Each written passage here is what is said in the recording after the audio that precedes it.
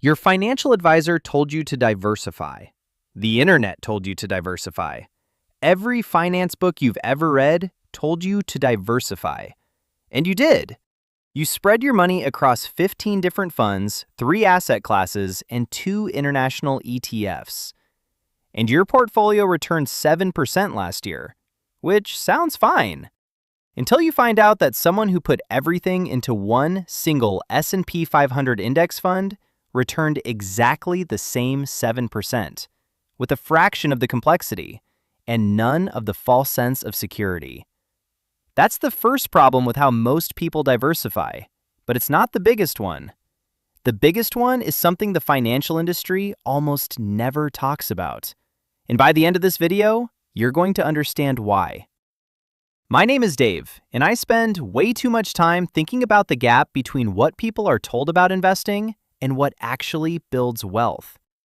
If you've been doing everything right, diversifying, rebalancing, following conventional advice, but somehow your portfolio never seems to grow as fast as you think it should, hit that subscribe button, because something is quietly eating your returns, and you deserve to know exactly what it is. Quick question before we start. Do you know the exact expense ratio on every fund in your portfolio right now? Not approximately, exactly. If the answer is no, you have a fee problem you don't know about yet. The average actively managed diversified fund charges 1.2% per year in fees. On a $500,000 portfolio, that's $6,000 a year. Gone. Silently. Without a single invoice. Let me be precise about what I'm actually arguing here. I am not saying diversification is bad. I am saying that most people are doing a broken version of diversification that delivers the downsides without delivering the upside.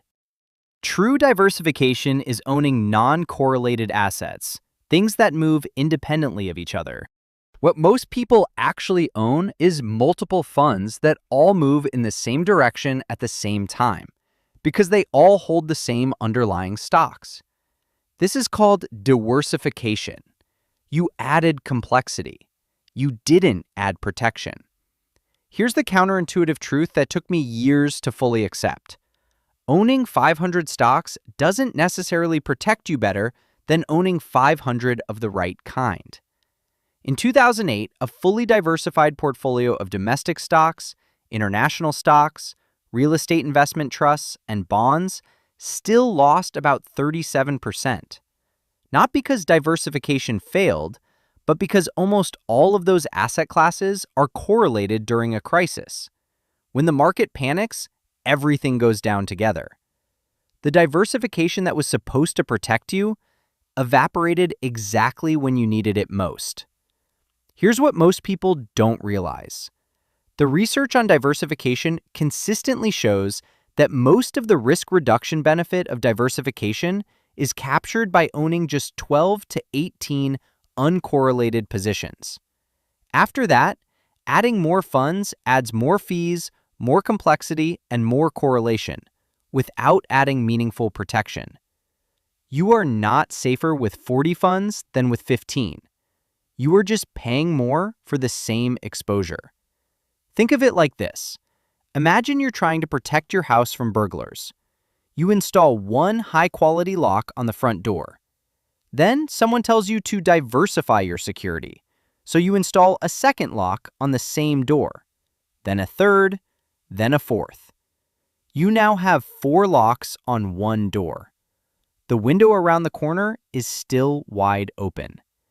That's what over-diversification looks like. More of the same protection, not broader protection.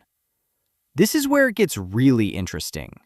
The financial industry has a specific incentive to sell you complex diversification. More funds mean more fee revenue. More products mean more relationships. The person telling you to diversify across 12 different funds has a financial interest in you owning those 12 funds. That's not a conspiracy. That's just how incentive structures work. Now you might be thinking, Dave, but index funds are cheap. I'm in a total market index fund. My fees are basically zero. And you might be right on the fees. A Vanguard total market fund at 0.03% is genuinely low cost. But here's the issue. Even a perfect low-fee index fund is not a diversification strategy. It's a market exposure strategy. If the S&P 500 drops 40%, your low-fee index fund drops 40%. The diversification protection you think you have only works if you also own assets that don't drop when stocks drop, like actual bonds, like commodities, like real estate, like cash equivalents. And most people who think they're diversified don't actually own these things in meaningful proportions. Here's the stat that should reframe this entire conversation. A classic 60-40 portfolio, 60% stocks, 40% bonds, has historically delivered about 80% of the return of a 100% stock portfolio, with roughly half the volatility. Half the volatility for 80% of the return. Most people would take that trade immediately, but most people's actual portfolios are not 60-40. They're 95% correlated equities with a sprinkle of international exposure that moves with domestic stocks anyway. So here's what you actually do with this. 1. Audit your correlation. Go through every fund in your portfolio and look up what the top 10 holdings are. If more than half your funds share the same top holdings, you are not diversified. You are duplicated. 2. Check your actual asset class exposure. How much do you have in real bonds? Not bond ETFs that move with equities, but actual duration bonds. How much in commodities? How much in cash? If the answer to all three is essentially zero, you are 100% equity correlated, regardless of how many funds you own. 3.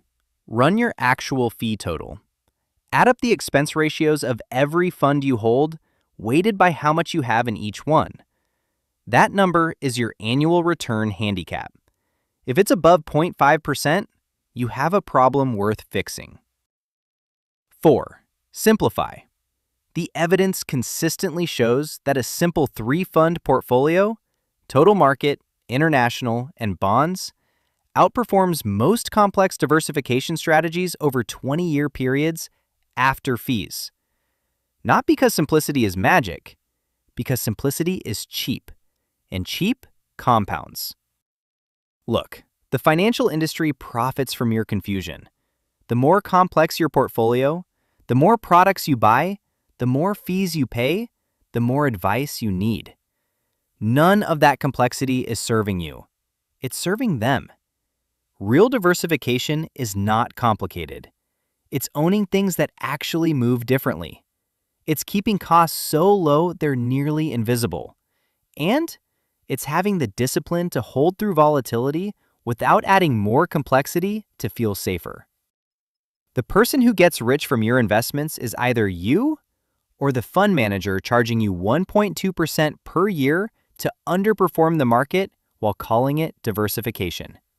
Drop a comment and tell me how many funds you currently own and what the total expense ratio is if you know it. I'll see you in the next video.